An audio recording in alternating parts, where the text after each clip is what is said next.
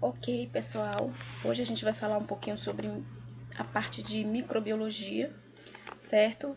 Especificamente bactérias. O que nós abordaremos hoje nessa aula? Sobre a microbiologia, né? A definição de microbiologia, sobre os micro-organismos, o que é um micro-organismo, especificamente o que são as bactérias, suas estruturas, suas características gerais, sua morfologia, a parte reprodutiva, né? Os tipos de doenças causadas por bactérias. Então, nós abordaremos hoje nessa aula, tá? Uma introdução aí à microbiologia. Então, vamos lá. O que é a microbiologia? A microbiologia é o ramo da biologia que estuda os micro-organismos. Quem são esses micro-organismos? Você vê aí nessa imagem que eu coloquei vírus, você vê os vírus de vários formatos, bactérias também de vários formatos, os fungos, que pertencem ao reino fungi, os protistas, os protozoários, as águas, então todos esses organismos são considerados, né? Todos esses seres são considerados micro-organismos. E no meio dessas imagens, vocês estão vendo aí um microscópio. Por quê? Porque é extremamente importante o uso do microscópio para visualizar esses micro-organismos. Foi através do microscópio, tá, que pôde-se visualizar esses organismos, né? Alguns que são causadores de doenças, como as bactérias. A gente tem que lembrar também que a maioria das bactérias, elas não são causadoras de doenças, é uma pequena parte que são consideradas bactérias patogênicas, tá? Vamos lá saber quais são as características desse micro-organismo? Bom, as características gerais das bactérias, primeiramente você tem que ela é unicelular. Mas o que é unicelular? O que é que esse organismo, o que está querendo dizer quando diz que a bactéria é unicelular? Porque só tem uma célula, ou seja, eu tenho uma célula que desempenha várias funções nesse organismo. Procariontes. Por que procariontes? Se vocês lembrarem lá do ensino médio, do ensino fundamental, o que é um organismo procarionte? É aquele organismo que não tem núcleo, não tem membrana nuclear, tá? Ou seja, o seu material genético ele está disperso no citoplasma, ele não tem uma membrana nuclear.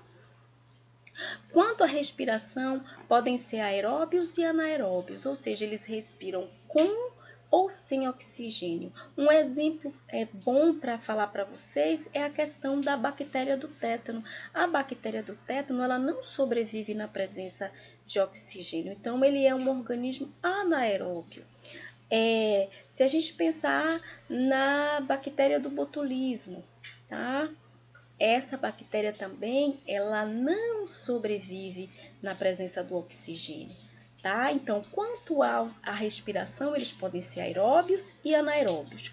Quanto à nutrição, podem ser autótrofos e heterótrofos. O que significa isso? Autótrofos é aquele que produz seu próprio alimento através da fotossíntese, da quimiossíntese, certo? E os heterótrofos são aqueles que precisam de outro organismo para se nutrir, tá? Quanto à reprodução, a maioria, 80% das bactérias fazem reprodução assexuada, ou seja, por divisão binária, tá? Uma bactéria que vira 2, que vira 4, que vira 8, mas eu tenho também a reprodução sexuada, tá? Então, eu tenho aí reprodução sexuada e reprodução assexuada, ou seja, isso aí são as características das bactérias, tá? Características gerais dessas bactérias. O que nós podemos falar a respeito aí das formas das bactérias? Então, eu tenho aí formas das bactérias em formato de coco, em formato de bacilo. Então, se for o coco, as bactérias que provocam aí, que causam a pneumonia, tá? Em forma de coco. Tem o bacilo, tá? Que causa tuberculose, as bactérias em formato de bacilo, como o bacilo de Koch. Eu tenho aí o streptococo, tá? Que é em formato aí de colar. Eu tenho o diplococo. Então, eu tenho bactérias quanto à forma e quanto ao agrupamento. Você percebe que ela sozinha se chama coco, mas ela, junto com outro coco, diplococo. Se eu tenho aí uma bactéria uma atrás da outra, como o streptococo em forma de colar, tá? Eu vou ter um streptococo. Se eu tenho aí em forma de cacho de uva, eu tenho um estafilococo. E eu tenho um vibrião. O vibrião da cólera, por exemplo, é nesse formato. E aquelas que em formato de cubo, que eu tenho aí 4 cocos juntos, eu tenho uma assassina, eu tenho um espiroqueto, que é o causador aí da sífilis. Então eu tenho, né, esses formatos e esses agrupamentos de bactérias. A visualizando ao microscópio é assim que elas serão vistas. Vamos falar um pouco agora sobre a estrutura dessas bactérias. As bactérias, elas têm uma estrutura bem simples. Então a gente tem aí uma bactéria, tá? Que tem uma estrutura simples. Eu tenho aí a cápsula, nem todas as bactérias terão cápsula, que vai envolver toda a bactéria. Eu tenho uma parede celular, a parede celular vai conferir aí a proteção da bactéria, tá? Eu tenho uma membrana celular, eu tenho aí os cromossomos circulares, os cromossomos eles ficam dispersos no citoplasma, tá? Eu vou ter os ribossomos que são responsáveis pela síntese de proteína. Síntese em biologia significa produção, tá? Eu tenho o plasmídio ele confere resistência a essa bactéria, eles são muito importantes na reprodução, tá? Também. O pilus ou fímbrias é como são chamados esses pelinhos que estão aqui em torno da bactéria, que também ajuda aí no processo de reprodução, principalmente reprodução por conjugação. Eu tenho um flagelo que confere mobilidade a essa bactéria. Você percebe aí que eu tenho um cromossomo circular, ou seja, que disperso no citoplasma, tá?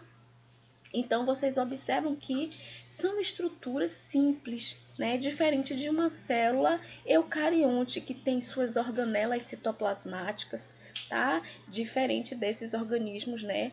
Mais complexos, como os animais, os fungos, tá? Então, é uma estrutura bem simples.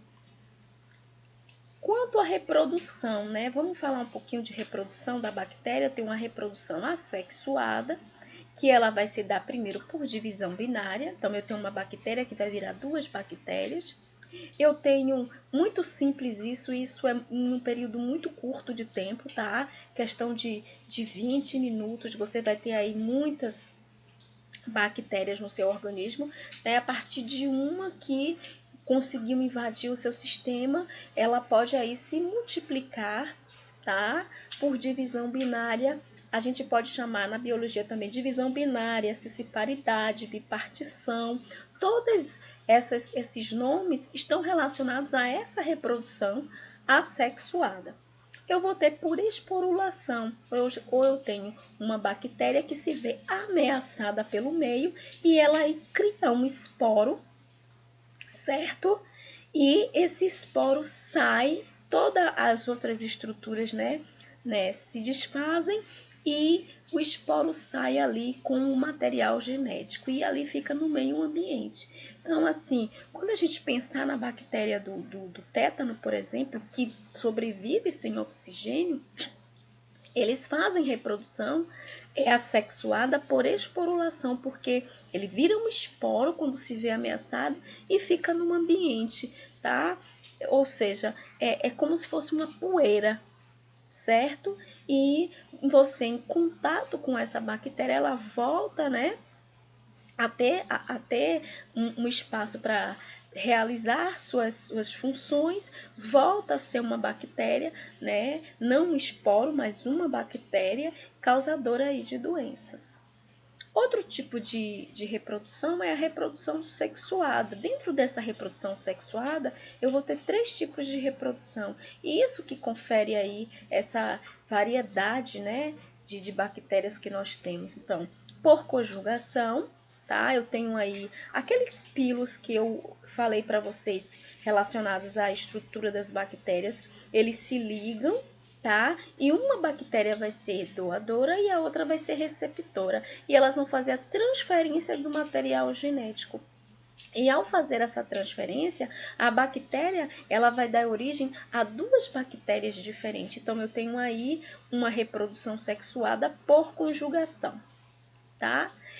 Outro tipo de reprodução é a reprodução por transdução, ou seja, eu tenho um vírus chamado de bacteriófago, tá? Esse vírus, ele modifica o genoma da bactéria. Se vocês observarem a estrutura desse vírus, olha aí, ele é bem diferente comumente dos vírus que a gente encontra, né? Então, ele tem uma estrutura, ele tem uma cauda, ele tem aqui uma cabeça e ele vai injetar o material genético dele, somente o material genético, né, dentro de uma bactéria. Então, a esse tipo de reprodução, tá, por bacteriófago, nós dizemos que é uma reprodução sexuada por transdução, que é muito utilizada em biotecnologia, tá?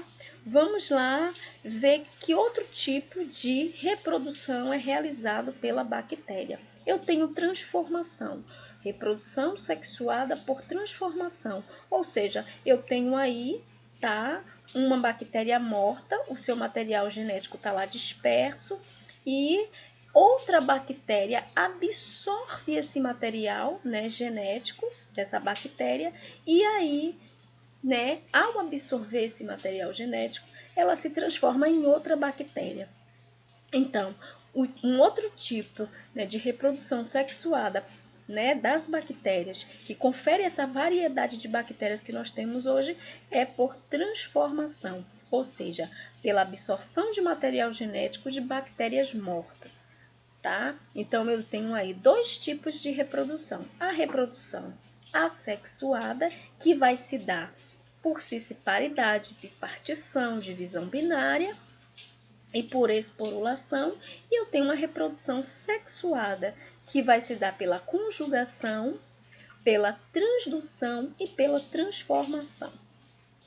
Outra coisa que a gente precisa entender um pouquinho com relação às bactérias é a questão da bactéria ser gram-positiva e gram-negativa, tá? O que o slide fala aí a respeito disso? O que os estudos mostraram? Quando por um corante adequado é levadas ao microscópio, as bactérias, tá? Pode-se diferenciar dois tipos distintos de bactérias, as chamadas gram-positivas e as gram-negativas. Elas são assim chamadas porque foi o médico dinamarquês Hans Christian Johan Gram, em 1884, quem elaborou o processo de colorir e descolorir as bactérias. Então, hoje em dia, esse método é utilizado, como também outros métodos, para saber se a bactéria é gram-positiva ou gram-negativa, justamente porque isso vai fazer com que se diferencie os tipos de bactérias que nós temos, né, se elas são gram-positivas ou gram-negativas. Vai ser bom para a questão farmacológica, porque um tipo de antibiótico é usado para as bactérias gram-positivas, um outro tipo de antibiótico vai ser utilizado para as bactérias gram-negativas. Então, é extremamente importante que se saiba que tipo de bactéria eu tenho ali. E esse método é o método em que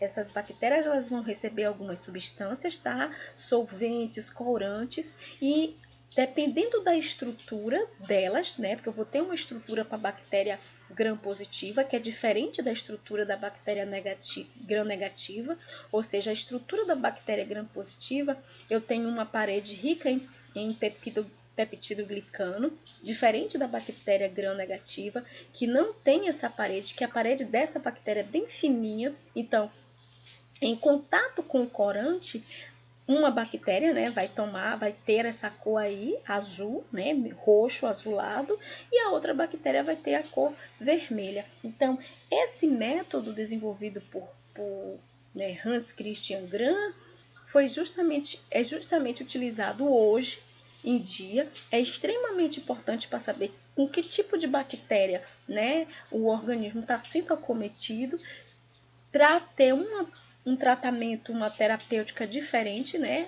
uma da outra, justamente porque são bactérias diferentes. As bactérias gram-negativas são bactérias extremamente agressivas, tá? Então, assim, esse método utilizado é um método muito importante, né, e que acaba facilitando aí, né, a terapêutica, principalmente a terapêutica medicamentosa com relação ao tratamento de doenças causadas por bactérias. Vamos lá. Quais são as doenças causadas por essas bactérias, né? Você já ouviu falar aí em muitas delas que tem aí. Nós estudaremos ela separadamente, tá? Então você tem aí a hanseníase, a tuberculose, o tétano. A Pro escreveu errado, colocou tátano, é tétano, certo? Então você tem aí vários tipos de doenças, né? A meningite, a pneumonia, você vai ter vários exemplos de doenças causadas por bactérias. Algumas dessas doenças mais agressivas têm o tratamento através tem a prevenção, tá? Através das vacinas, mas estudaremos elas separadamente, tá? E nós ficamos por aqui hoje com essa aula. Na próxima aula a gente vai falar um pouquinho sobre vírus, certo? Então eu espero ter ajudado vocês. Bons estudos!